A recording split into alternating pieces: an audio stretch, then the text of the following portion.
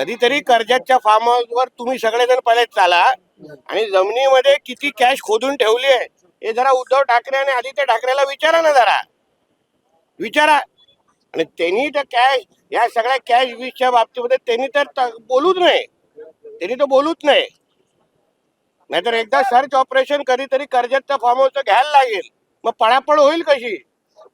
आणि व्हिडिओ आलेला आहे आता, सत्यता तपासतील ना.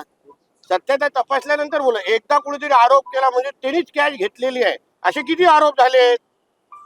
नंतर काय झालंय, तुमच्या एक दिवसाची ती बातमी एन्जॉय करा ना. आदित्य ठाकरे असं म्हणतात की सरकार तुपाशी आदित्य आहे. ठाकरे काय म्हणताय? आदित्य ठाकरे असं म्हटले की सरकार हे तुपाशी आहे आणि शेतकरी उपाशी आहे. हो बापरे, म्हणून तो बोलतो ना, उद्धव ठाकरे तुपाशी, शिवसैनिक उपाशी, तोच विषय आहे हा.